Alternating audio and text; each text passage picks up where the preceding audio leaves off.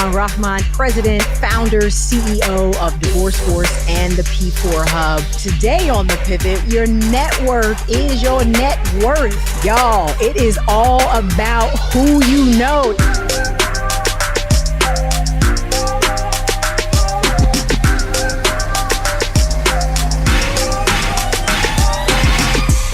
Y'all, it is all about who you know. That's what they tell us, right? Your network is your net worth. So today on The Pivot, we are talking about networking and how that can be used to help you. Thanks so much for tuning in, y'all. It's your girl, Stephanie Humphrey, aka Tech Life Steph, and I am joined by one of my dearest and oldest friends, Mr. Sulaiman Rahman. He is the president, founder, CEO of DiverseForce and the P4Hub, and we are super happy to have him on the show. Sul, thanks so much for being here on The Pivot. Absolutely, Steph. It's a pleasure to be here with you and excited to participate. Bet. So let's just dive right in. Actually, before we get started on all of that, talk to us a little bit about what you do, and then about how networking has been important in that effort.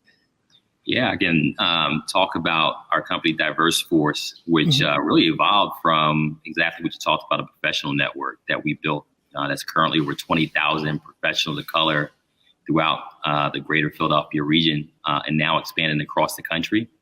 And DiverseForce is a human capital solutions firm. We focus on really developing leaders, connecting those leaders to opportunities, connecting them to opportunities to upskill into new careers, particularly in the tech sectors, and also just connecting folks across different ecosystems to build social capital and exposure, and helping folks also make an impact in the community while they're advancing themselves personally and professionally.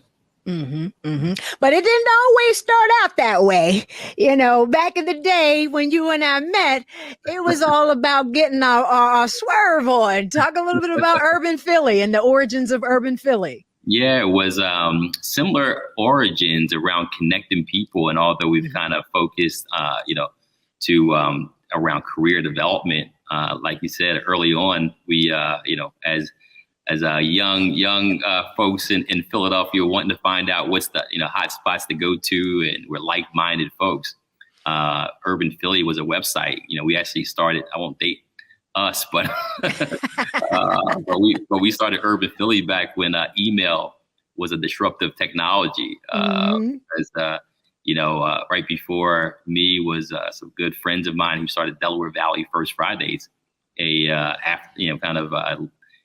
professional event for actually a party, if you will, for professionals. And it was kind of the event that you didn't know about unless you knew people. You didn't know where the event would be at, and you'd have 1,000+ professionals. But we started Urban Philly as a way to find events like that with like-minded professionals. And so we started the email list, just highlighting different promoters who are hosting events for professionals throughout the region. And later we started a web platform that was user generated. So event marketers could actually upload their events into the platform. We eventually had 3,000 event marketers who used our website, and over 30,000 subscribers who were looking for events throughout the city. So we were kind of an intermediary, if you will, between event marketers and those event goers, and then also corporate sponsors who wanted to reach that audience as well. So that's where it started. And listen, first of all, let's not sleep on Urban Philly or Delaware Valley First Fridays. Those were the must-attend events every month. I literally bought a new outfit every month to go to First Fridays, and in literally anybody, the who's who of Philadelphia. It wasn't just a party. The who's who of Philadelphia was there. That was back when AI was playing for the Sixers, and, so we would get all kind of athletes and local celebrities and everything else. So it really was that convening of Philadelphia's Black elite.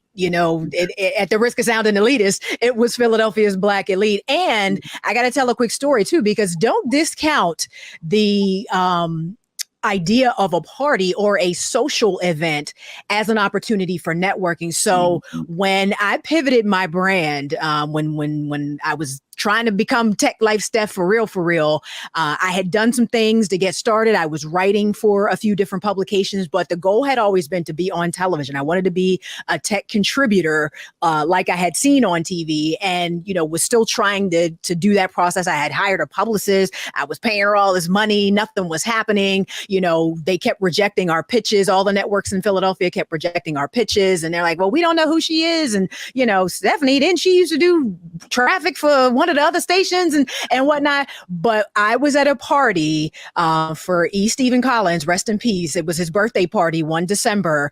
And Chanel Jones, who is now on the third hour of the Today Show, but she was the morning anchor for Good Day Philadelphia on Fox 29 at the time. She was at that party. And I was like, hey, Chanel, hey, girl. And we had some minor, you know, very brief interactions before that. So I was kind of bringing that up, trying to jog her memory on where she knew me. And I said, hey, I'm doing tech stuff now. So I would love to, you know, if you're interested, do some stuff for the show and I can send you some pitches. But she was like, send me a pitch. I was on air 10 days later. Wow. And that was how I started on, and I've been on Fox 29 ever since. Like, it literally led to a weekly segment on that show while she was there. And I still go down there, you know, regularly to do segments. So the idea that, you know, it's just a party. It's never just a party. You know what I mean? It's never just a party. There's always an opportunity when you come in contact with other people to potentially make some stuff happen. So, and you just been doing that for, we can we can back it up even further, Steph, when you were an engineer and said, I want to get on, you know, start to look at, you know, getting into TV and broadcasting. And we benefited from meeting you at a party and say, hey, we would love to have you as the face of urban Philly and do our interviews. And you were, so when we had opportunities to interview like Bernard Hopkins and, you know, and Morris Chestnut and other folks based on our advertising and marketing around those events, that was a, you know, great opportunity for us. And I think, you know, played a small part in your career as well. It absolutely did. It was that foundation, those building blocks of getting comfortable in front of an audience and, you know, knowing how to hold the microphone properly when you're interviewing somebody. So I always treasure those moments, those educational moments, the connections. I appreciate you for that. You were like the first person to put me on. So, you know, give me a shot to get my reps in and really kind of figure out what I wanted to do in this business. So I'll always appreciate you for that. Let's talk about, though, how important is it to have a network? I mean, we say it all the time. Networking gets thrown out there, you know, randomly. We've just talked about a couple different examples of what a network can do. But what would you say to somebody if they said, why do I need to network?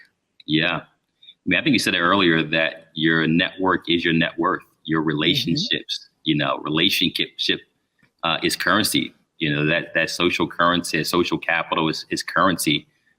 For opportunities. You know, I've had to pivot a lot throughout my career.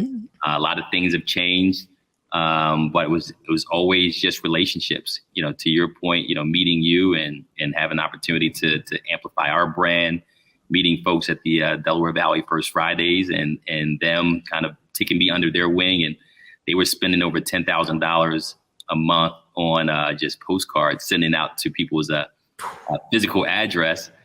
So I brought a skill set, you know, emails back then, and they asked me to manage their email list, and I saved them a few $1,000s a month just by emailing folks the events versus them having to send a postcard. But it was those kind of relationships that then even opened up many of the doors. You know, Hassan Charles, who came from Delaware Valley First Fridays, eventually became our director of marketing, and a lot of the relationships that he built through all the parties, you know, to athletes and entertainers.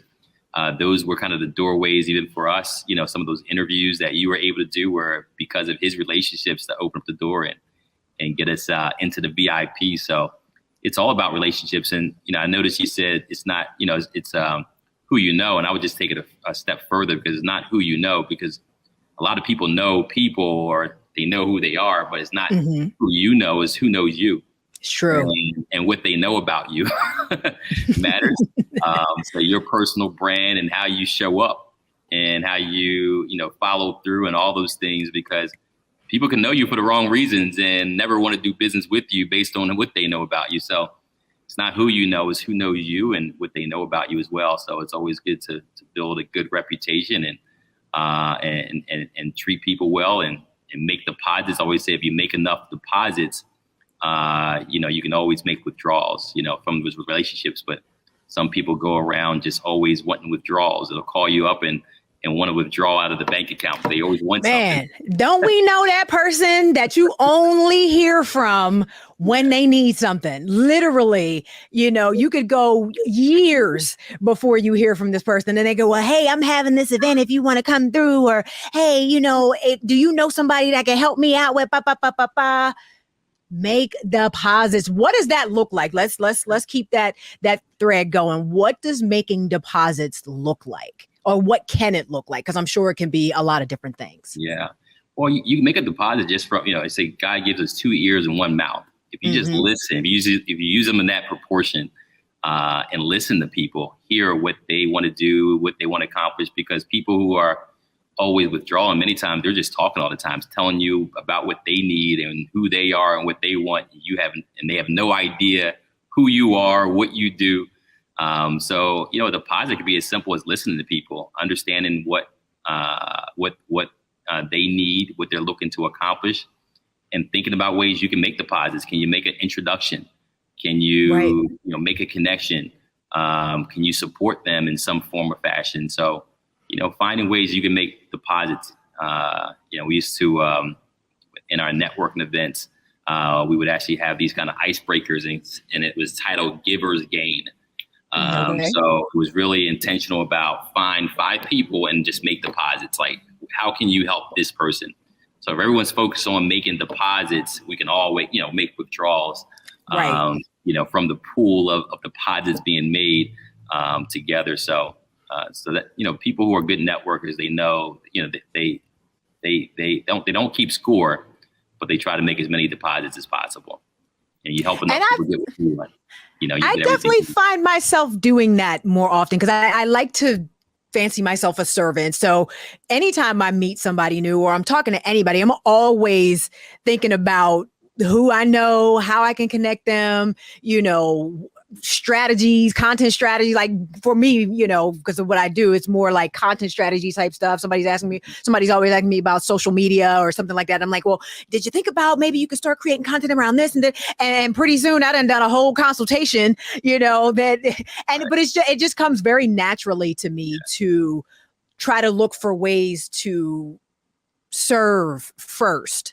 And then, like you said, not necessarily looking for anything in return. I may or may not even remember that person's name. Like it just comes very natural for me to always be looking to serve first. So it's good that you say that, even something just as simple as listening can be a deposit that you can make with somebody. And you never know. Somebody might be just having a bad day and you allowing them to vent is something, and they remember that. People remember that, that saying about they don't always remember what you say or whatever, but they remember how you make them feel. And I think listening is a very good way to make somebody feel seen, make somebody feel appreciated, and they remember you for that.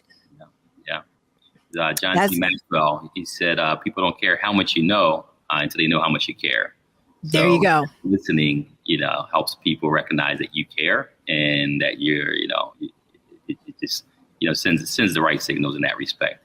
And you talk about not taking score, and I believe that you reap what you sow, as a principle, but you don't always reap where you sow. So sometimes you sow seed at one place, but you reap other places. So that's just kind of how I operate as well.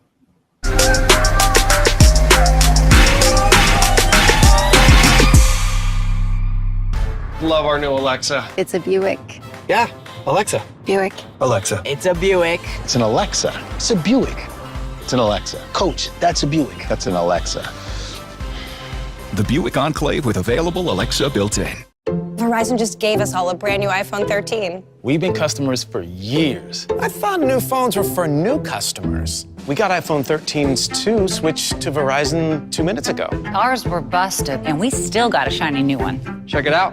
So wait, everybody gets the same great deal. I think that's the point. iPhone 13 on us for every customer. Current, new, everyone. On any unlimited plan, starting at just $35. All on the network more people rely on.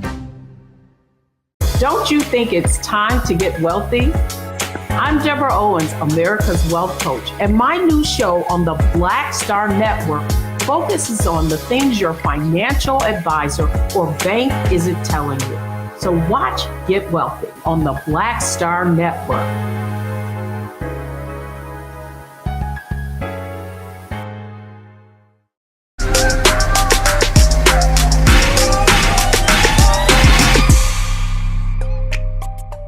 Where did your networking skill or your sense of, because I've known you for a long time. I don't know how I didn't know you as a child, obviously. But it seems like you've always had this very good sense of the importance of having a network. So it feels like you started fairly early in that process and, have been able to grow, a thousands person network over time. Where did that come from? What part of you sort of knew that was something that was going to be important? Yeah. So actually, the industry that I was introduced to, I was 18 years old and introduced to network marketing. Mm-hmm. A lot of people run from, the cousin who's doing network marketing and that would be me running the other direction. I can't tell you how much in the first business I did. It was in college. And it was a network marketing business. It was a long distance telecommunication business. And I didn't make much money from it, but what I learned from mentors and understanding how to connect with people, how to network, it was huge. And I always say it wasn't what I earned from that. It was what I become in the process. And later I did a network marketing business in the coffee business, Organo Gold, and built a team of over 30,000 distributors all across the country, was speaking in, 40 different team in 40 states and 9 different countries, was one of the top leaders and, presenting in front of at the MGM with 15,000 plus people. So I learned how to build relationships, how to network, and how to build teams around just relationship marketing. So this is before the social media and things of that sort, and just kind of belly to belly relationship building. And you build that, through that. And some of your top marketers and folks, they learned their sales and networking skills through network marketing. You'd be surprised how many of your top influencers actually were in network marketing. Right. And you learn. You don't know they was doing Amway back in the day. Right. And the funny thing is, my trainings used to always be on, if people know you're selling, then you're a bad salesperson, and most people are just, they don't understand how to communicate the virtue of a good product or service and get people to say yes. And they get weird when they're trying to network. And so a lot of times the bad taste in your mouth wasn't really the business or the concept of network marketing, was who approached you and how they approached you about it and how they didn't leave you alone. They were, at the barbecue trying to show you brochures and I said I would take a look at it later on. Like, I'm trying to eat this rib right now. Calm down. So I've managed to, in that industry, was able to train people on how not to damage good relationships, how to build, a team, and how to connect with people and not be weird, if you will. Because any business you're in, you have to sell. You got to communicate the virtue of good products and service. It's true. Get people to say yes. So learning those basic skills like sales skills, learning how to recruit people, learning how to retain people in a business like that. So I learned amazing skill sets, and network marketing is just like any business, there's different sectors and different types of business. So it's not one way or one product or service. So I always recommend people, I say, even if you don't make any money, just try it out and learn the skills, learn from some of the top networkers in the world on how to build a business through relationships. And that was kind of my secret sauce. I learned a lot through that and brought a lot of that to every business that I have in. And it's been a great asset for me, building those skills and those muscles over the years. I'd say you've been pretty successful. So, knowing what you know about networking, and having observed other people do it well and not so well, what would you say people get wrong about networking? Say, many times people feel like they need to be interesting, so they try to be interesting to people. But like we talked about earlier, you can network by just being interested. Right. Versus interesting.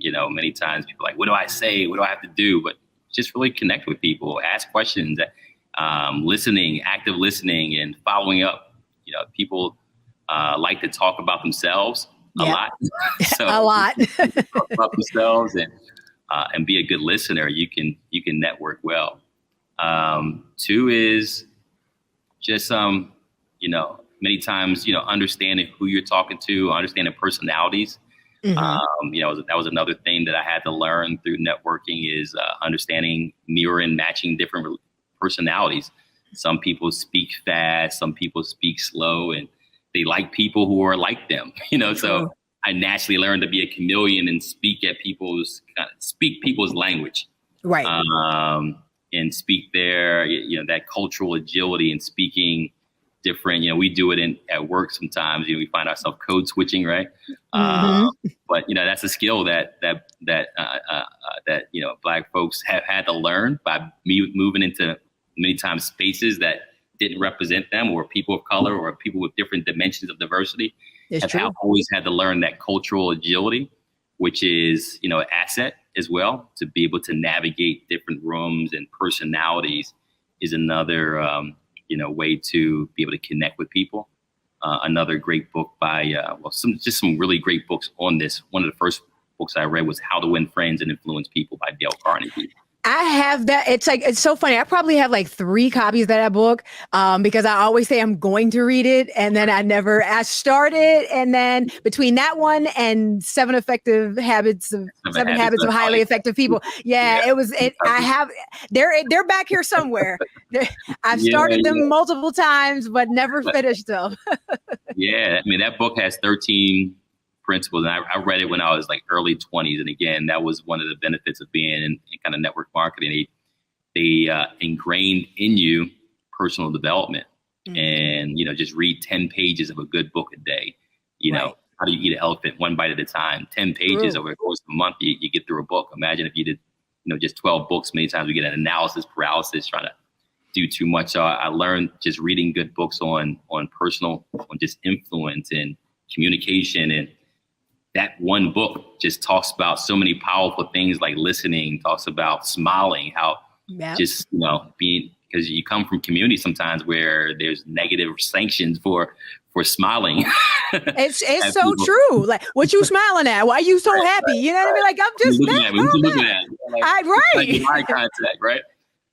Firm handshake. So just basic things that you communicate with your body and how you communicate with people and how people see you, and just understanding that charisma is not something that everyone is people just born with. Some people have maybe been around and been in environments that lean them towards more charisma, but you can learn these things too. You can just in understanding how to connect with people.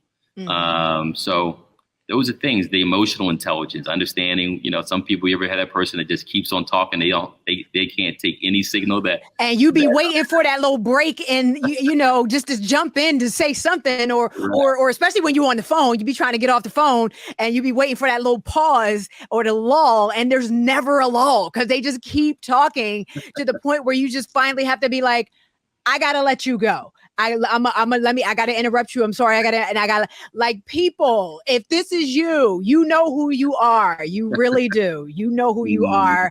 Like emotional intelligence is so, so important. And I think just sorely lacking in our society these days. And it what you said just resonates so true because, the idea that charisma can be learned and these things can be learned. So what would you tell an introvert about, give an introvert like 2 good tips. If this is the person that's like, I really can't spend more than 15 minutes around a large group of people. But I know for my business, for this pivot I'm trying to make, for this transition that I have coming up in my life, it's going to require me to step out of that comfort zone and do something a little bit differently if this thing that I'm pivoting to is going to succeed. I'm going to have, like, you can't do it alone. It says at the bottom of the screen. You can't do this by yourself. So what would you tell someone that just because if you talk to people, they all say, I hate networking. Oh, it's a networking event. Oh, I don't want to go. I don't want to make small talk. I don't want to have to listen to somebody tell me about their kids or their dog or, whatever and blah, blah, blah. Like, people, loathe the idea of having to be in this room, doing this thing. So what would you tell those people? Yeah, one, I would say, and people don't believe this, but I'm naturally an introvert. I like privacy. I don't believe you. Totally don't believe you. I learned how to be an extrovert, but I still like being in my brain, and I'm more of an introvert. Doesn't necessarily mean that you're shy. It just means you like privacy. And that sometimes big crowds can exhaust you, and talking to a lot of people can wear you out. So I had to build that muscle, over time to be able to do that. But I still get fatigued, after my networking event. I'm like, I'm shutting it down. I don't want to talk it all the way down.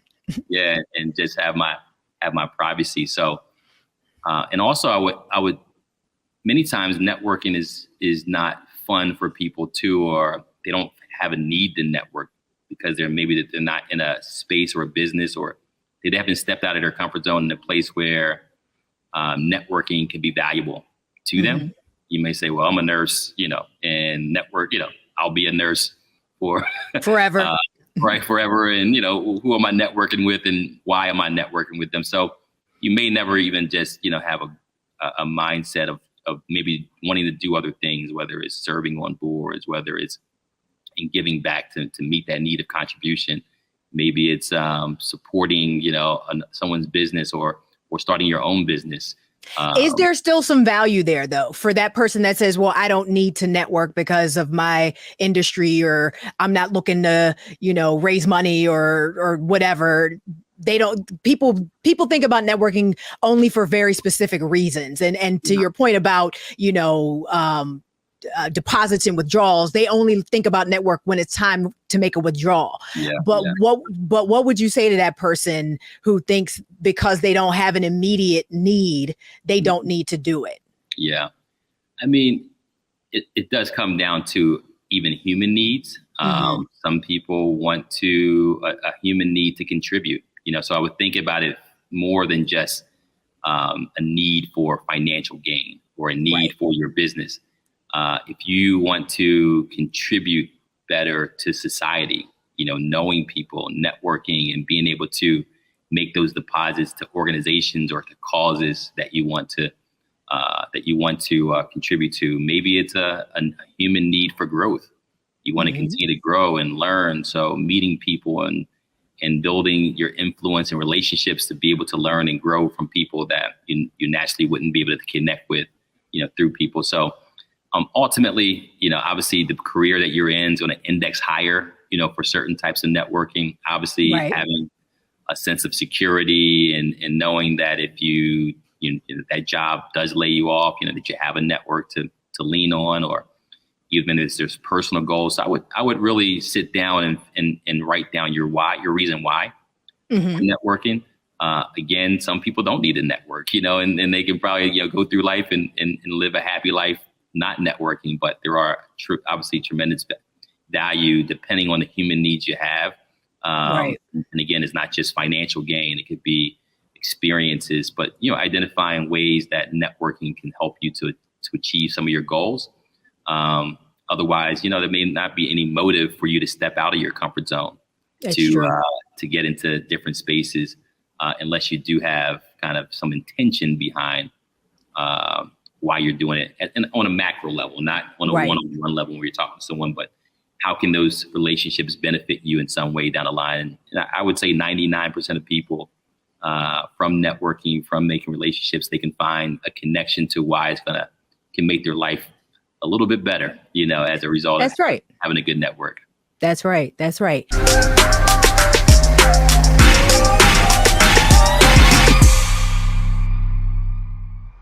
How about sushi? I just had sushi for lunch yesterday. How about tacos? Automatic emergency braking, one of 6 advanced safety features standard on every 2022 Chevy Equinox. Find new technology. Find new roads. Chevrolet.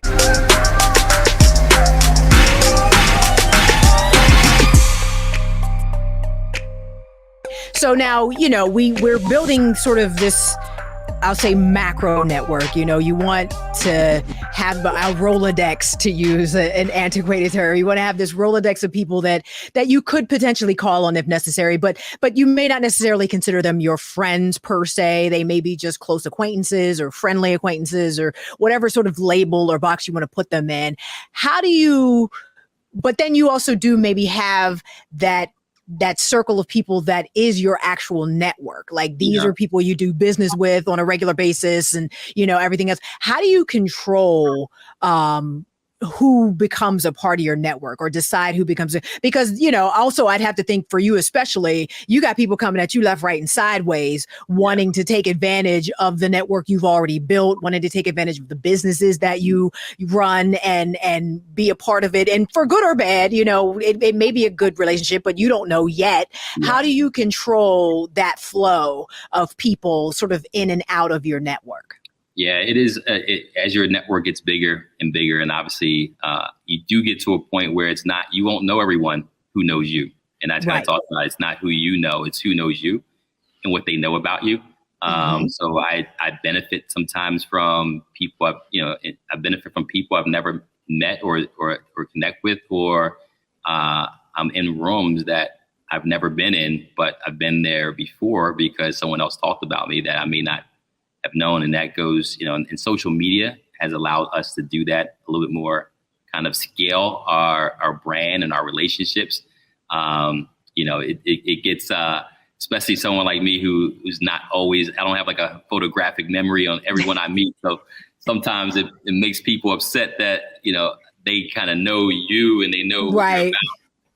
But then you get down to, and they're like, you don't know me, you don't know I don't know you, man. Sorry, I just had to be honest. I'm sorry, I don't. But and then I'll kind of get down to it. And I may have met them in 2007, and right. one time. But but sometimes there are folks that you'll see. But you have to some relationships you're going to go deep with, and people that are kind of that part. It's kind of, you think about some of those circles, if you will. You got this inner circle of people that you communicate with often, and you're building deep. You're going to have a lot more loose relationships, kind of acquaintances and associates, and folks that you can call on, and they know they can call on you when you may need some information or a connection.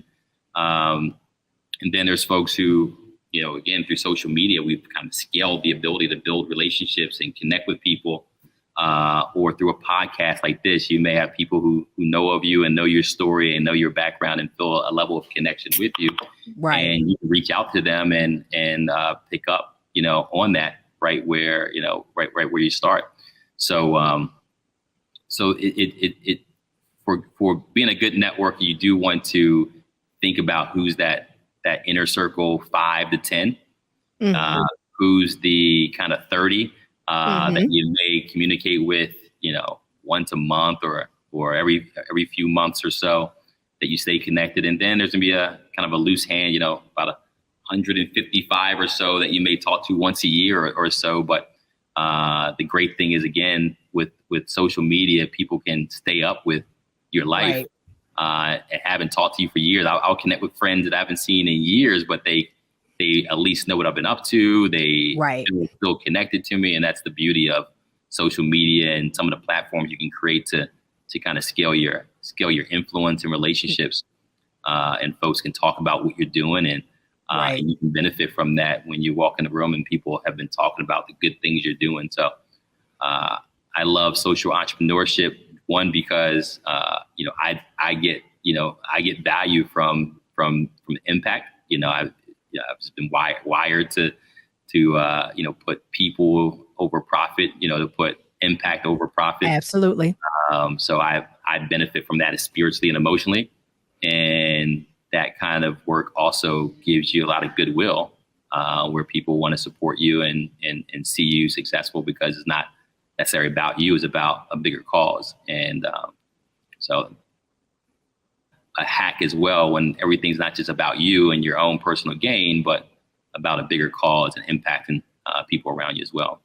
That's right. That's right. So what is the first thing someone should do after they meet somebody? What's the follow-up? What does that look like? What does that initial post networking interaction look like for somebody? You went to the event, you met somebody, you shook a bunch of hands, people ain't exchanging business cards anymore, but maybe you scan their QR code or whatever. So you do have some level of contact information for them. Yeah. What's the next thing a person should do? I like to, I can give you the textbook. Obviously, the textbook answer is, you meet someone the next day, you drop a note. Nice to meet you. Nice to meet you. Let's, I don't go to just, meet up if there's right. no purpose behind that, especially right. with busy people. Like, they just don't have time to just do general networking with a lot of folks, and I've got to the point where my calendar is super busy with networking intensely. Which is why I appreciate you even more for taking the time out to do this.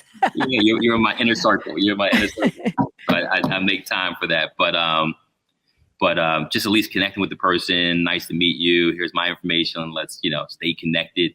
Mm-hmm. I like to connect on social media, especially if you're active on social media, things of that sort. You can kind of maintain if a person is connected with you and they can see what you're up to long term. It kind of keeps them connected to the things you're up to, the things you're doing. So when the opportunity does present itself, they may DM you and say, wow, right. I saw what you're up to and love to help. Or I think I have, based on what I do in my career, I think it'd be good to sit down and talk about this initiative, so staying connected with people. And again, I love social media in that way. I like LinkedIn, people up to date on different things. And so it keeps kind of warm leads, yep. at your fingertips, based on all the things you're doing. If you're actively kind of updating folks on some of the activity you have in your career or business and things of that sort. So I like to, nowadays a lot of people don't have their business card. So I'll go right to LinkedIn and instead of just hitting connect, I go to their profile, I hit the button and it says personal invite. Yeah. And I will go ahead and do a note as well. Nice meeting you. Always. Let's stay connected, let's stay connected and do the invite. And now they'll connect. And I'll also mention sometimes where I met them. Nice you have to. In context, yes. That is one of the primary tips I tell people in my workshop, Till Death You Tweet. Always send a personalized invite on LinkedIn. Do not just say, hey, I'd like to connect with you. Don't send that generic one. Because first of all, I'm not going to remember where we know each other from. Right. And if you're reaching out to me cold, I'm definitely not going to connect because I don't know you. So it's like always personalize that invite. Let people know, how they might be able to get some value or how you might be able to provide value to each other. If you're trying to connect via social media. Now, how do you add to what you said there? Because, what I do on LinkedIn, I do that because it lives there forever. So I've had scenarios where I've met someone, I've connected with them at a certain event. And then in the future, I see their profile like, wow, that'd be a great person to connect with based on something I'm doing. I'll go to my messages and see if they ever reached out to me, if I ever reached out to them. And I'll see, oh, wow, I met this person at XYZ. So then when you inbox, it picks right back up where you left off before. And it's more of a warm connection versus a cold connection.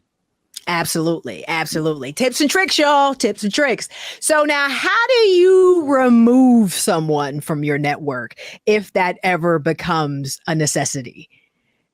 How do you remove? Does that need to be a process? Like, especially if it was maybe not that inner circle, but maybe part of that 30 or so. And for whatever reason, you just don't feel like you can afford to be that closely connected with them anymore. Do you need to make it a process, or is it something you can just sort of let kind of just fade into the background?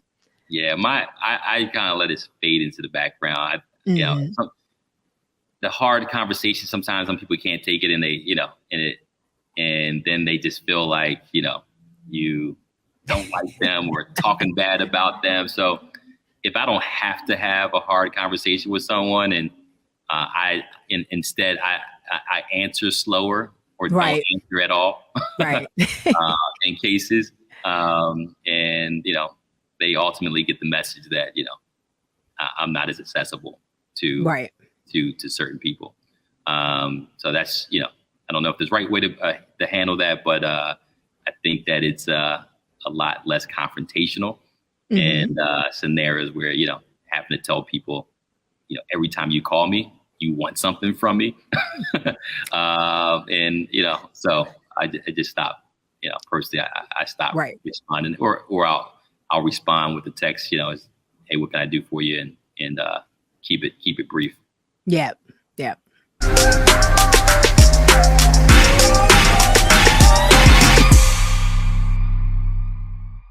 Pull up a chair, take your seat. The Black Tape with me, Dr. Greg Carr, here on the Black Star Network. Every week, we'll take a deeper dive into the world we're living in. Join the conversation only on the Black Star Network.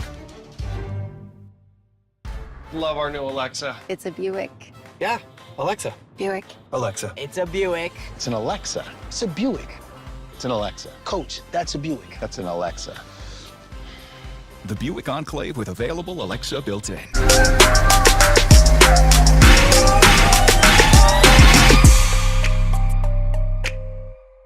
Any final thoughts before we wrap up? Final thoughts. I think we said it earlier.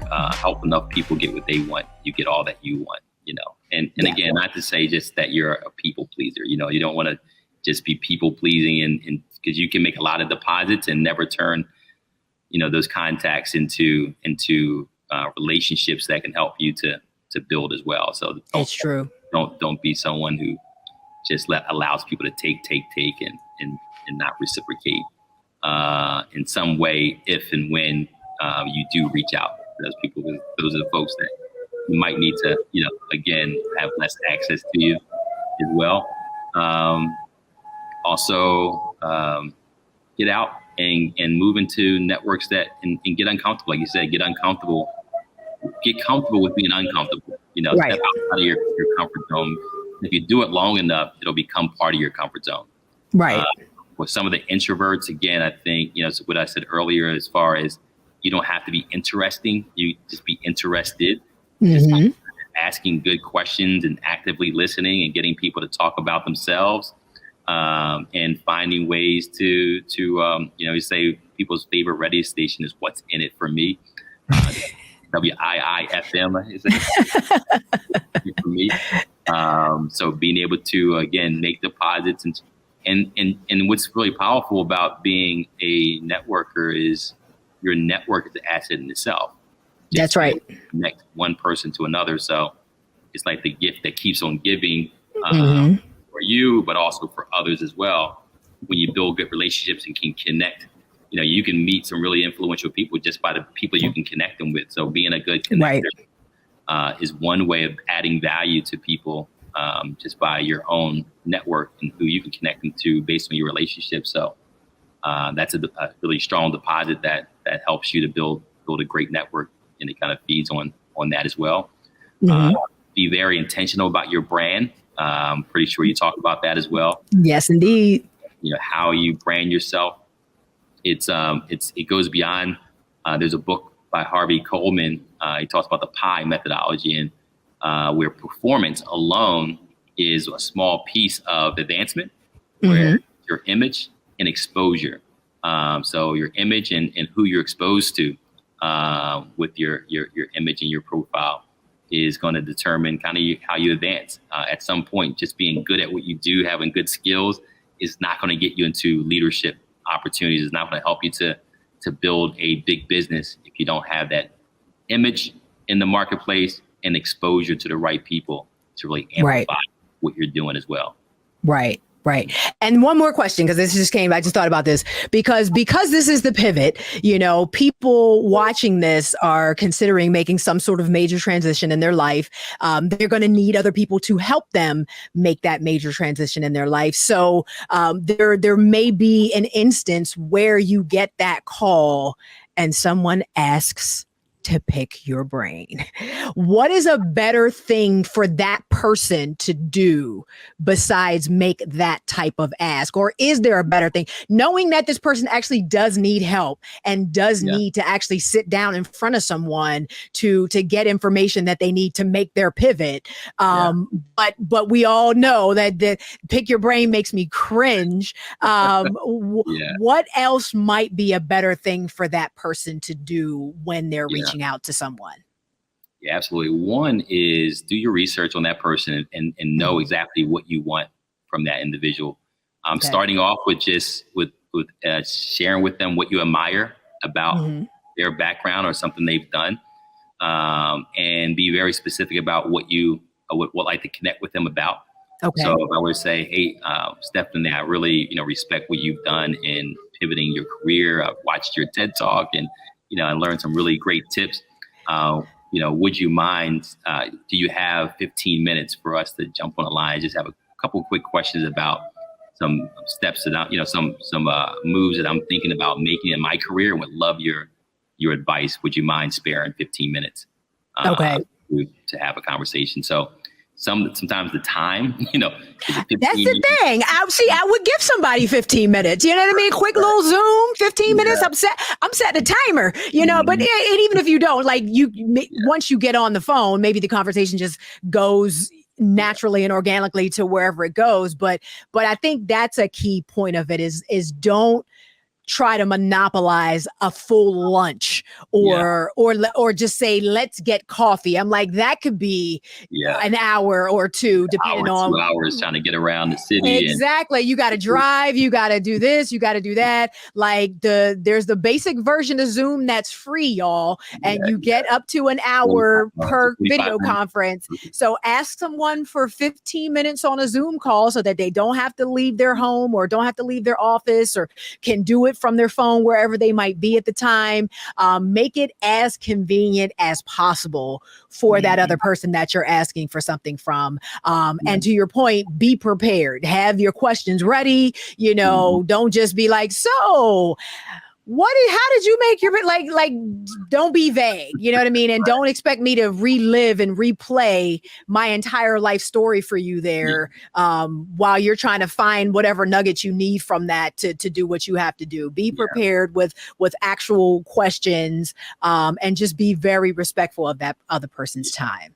Absolutely. And someone like yourself, you have a lot of public information, so consume that before you consume that person's time. I'm just saying, most of the stuff I know you can find on Google.